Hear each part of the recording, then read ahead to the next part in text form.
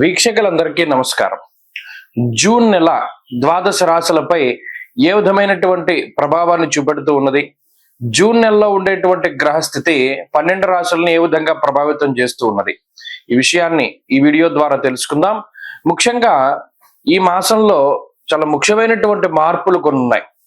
కొన్ని గ్రహాల తాలూకు యుతులు, కొన్ని సమసప్తక స్థితులు, కొన్ని షష్టాష్టక స్థితులు ఈ రాశులపై ప్రభావాన్ని చూపించబోతూ ఉన్నాయి. ముఖ్యంగా తొలగిపోయినటువంటి కుజస్తంభన దోషము గత సంవత్సరం 2024 సంవత్సరం ఆగస్టు దగ్గర నుండి ఉన్నటువంటి కుజస్తంభన ఈ సంవత్సరంలో ఈ జూన్ 7వ తారీఖు తోటి తొలగిపోతూ ఉన్నది.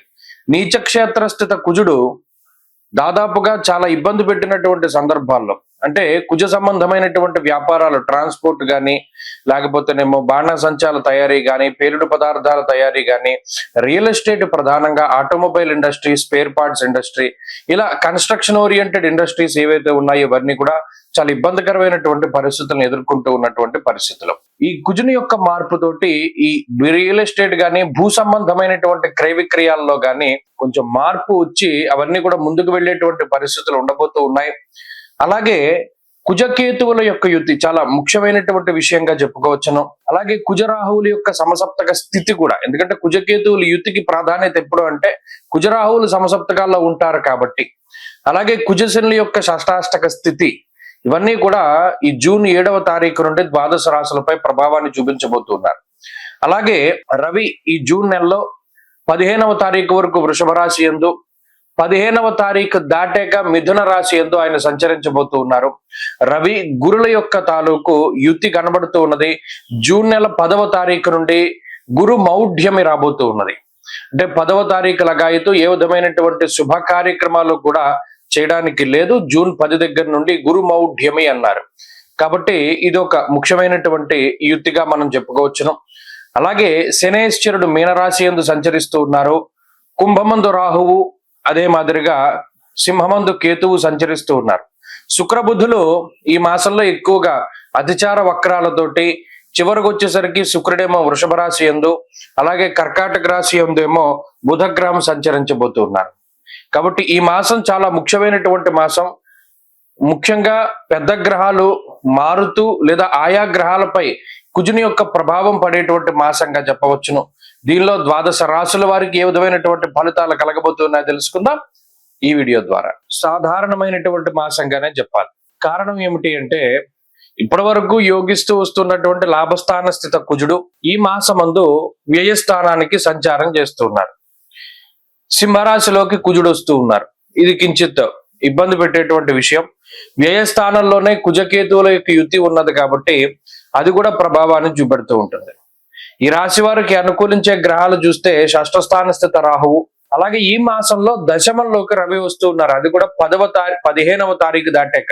అప్పటి వరకు అటు గురుబలము లేదు, కుజబలము లేదు, మిగతా గ్రహాల తాలూకు బలాలను చాలా తక్కువగా ఉన్నాయి. మరి కేవలం రాహు యొక్క బలం మీద మాత్రమే ఆధారపడి ముందుకు వెళ్ళేటువంటి పరిస్థితుల్లో దీర్ఘ సంచార గ్రహాల్లో సప్తమంలో ఉండేటువంటి శనేశ్వరుడు కూడా కించిత్ ప్రతికూలుడే కాబట్టి రవి బలం వచ్చేంత వరకు, అనగా 15వ తారీఖు వచ్చేంత వరకు కూడా ఈ రాశి వారు కొంత జాగ్రత్తగా ఉండడం మంచిది. జాగ్రత్త అంటే అదేదో పెద్ద ప్రమాదం అని కాదు. రవి గనక బలంగా ఉంటే, దశమంలో బలంగా ఉంటే వృత్తి ఉద్యోగాల్లో ఉన్నటువంటి సమస్యలను ఆయన కొంత తగ్గించి వేస్తాడు. అర్ధసిద్ధి సదారోగ్యం బంధు సంతోషవర్ధన. దశమంలో రవి దిగ్బలంతో ఉంటారు కాబట్టి, అంటే ఈ 15వ తారీఖు వరకు ఉద్యోగపరమైనటువంటి ఒడిదుడుకులు, స్థాన చలనాలు, ఒక ప్రాంతాన్ని మారవలసి రావడము, ఉద్యోగంలో స్థాన చలనము, లేదా ఇల్లు మార్పు, ఇటువంటివి ఏమైనా ఉన్నా కూడా, కొంత మనం ఇబ్బంది పడ్డా కూడా కుదుట పడ్డానికి 15వ తారీఖు దాటాక మంచి సమయం దొరుకుతుంది.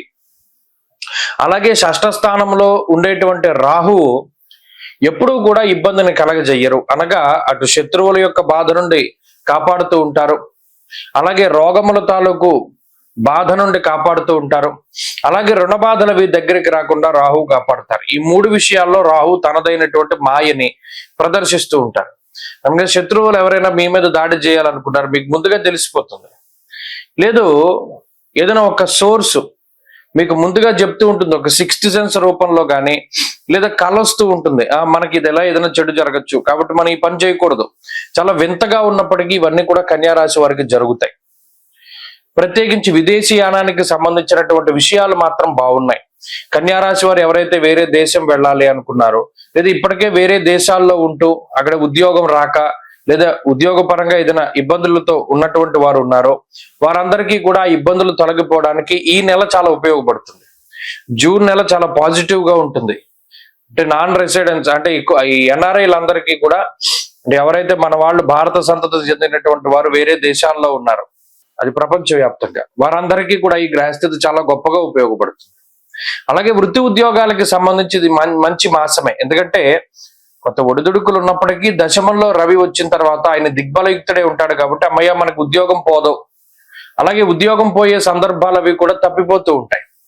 అదే మనకు ఖచ్చితంగా ఈ ఉద్యోగం పోతుంది, మన బతికి ఎలాగా అని బాధపడుతూ ఉన్నటువంటి తరుణంలో ఆ ఉద్యోగం పోకుండా దానిలో స్థిరంగా నిలదొక్కుకోవడానికి కూడా అవకాశాలు వస్తాయి. అది అందిపుచ్చుకోవాలి.